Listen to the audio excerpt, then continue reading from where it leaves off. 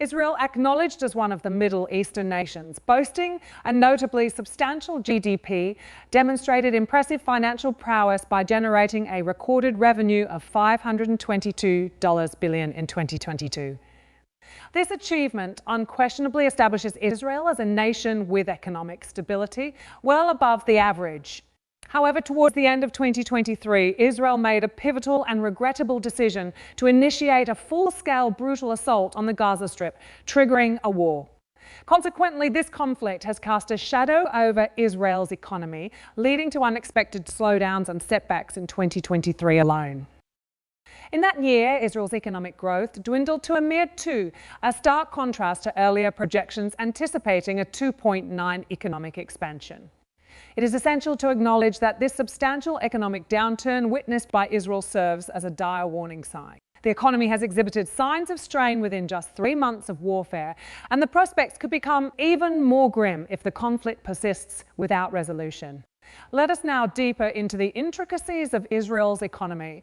Amidst this ongoing conflict, we aim to explore the underlying factors contributing to Israel's economic downturn and to understand the broader implications that this current economic state may have on the music nations. The first aspect we'll explore is the causal factors leading to the decline in Israel's economy post-war. As we are aware, the war between Hamas and Israel, which erupted in October 23, initially directed negative sentiments towards Hamas due to their attacks on Israel. However, as the conflict progressed, these shifted markedly towards Israel, especially following their initiation of ground assaults. This negative shift in global perception was unavoidable, given that Israel's attacks on the Gaza Strip have resulted in a staggering toll over 22.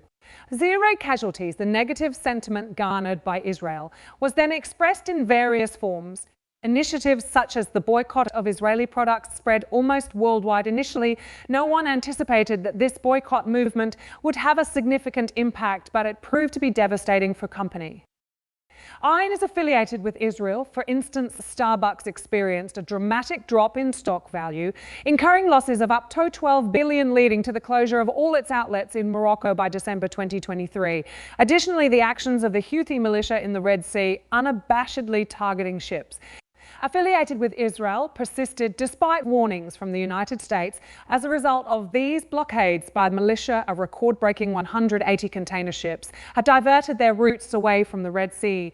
This situation also led to the disappearance of 18 of these jobs at the Israeli port. Furthermore, several countries have boldly shown their anti-Israel stance. For example, Malaysia has prohibited Israeli ships from traversing their waters, and Libya has extended this ban to include not only ships but also airplanes flying over Libyan territory. The economic losses Israel is experiencing are not only a result of the international community's reaction to the negative sentiment towards the country, but also due to the internal conditions within Israel because of the While according to circulating information, Israel continues to deploy a significant portion of their productive age population as reserve soldiers to the battlefield.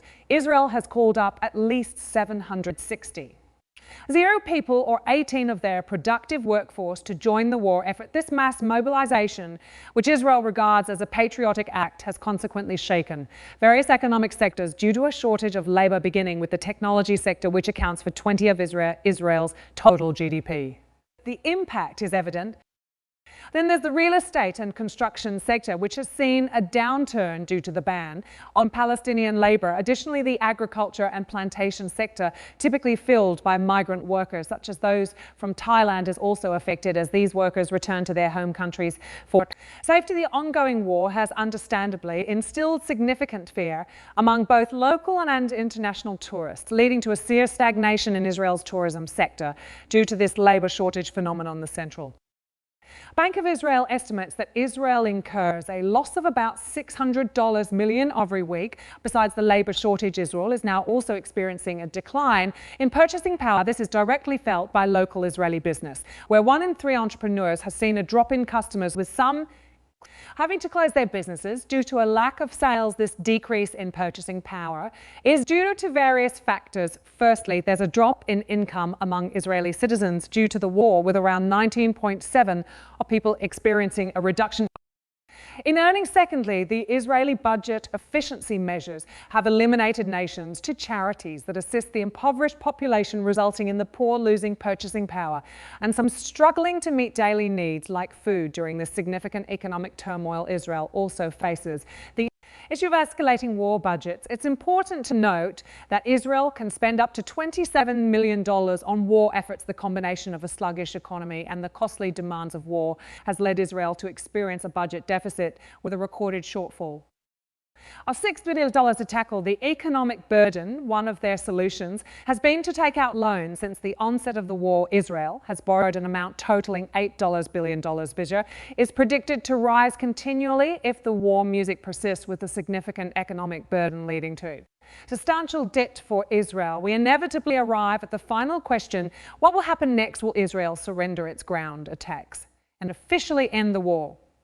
Well, the answer is that Israel is unlikely to give up, even though the economy poses a major challenge. This view aligns with what Winter, an economic analyst from Hebrew University, has expressed. According to him, Israel indeed faces significant losses from the war, but it remains a country with extraordinary economic strength. He cites examples like the 2008 crisis and the challenges posed by the COVID-19 pandemic, where Israel managed to recover faster and more effectively than several advanced European countries. Winter also mentions that the United States played a significant role in helping Israel repair its economy after the war. So it's just a matter of time. Once the war ends, Israel could quickly bounce back with an improved economic situation. This statement from Winter seems to fuel the confidence of Prime Minister Benjamin Netanyahu. In his statement, Netanyahu confidently believes that the war in Gaza will continue for many months. According to him, the war will persist until he succeeds in dealing with Hamas. This declaration undoubtedly implies a significant economic burden for Israel, as within just 3 months, Israel has already spent $60 million, forcing them to withdraw half of their forces from the Gaza Strip. Furthermore, if the war continues for several months, Israel might incur losses amounting to thousands of trillions. So the question remains, can Israel truly recover from the economic downturn are experiencing if the war continues?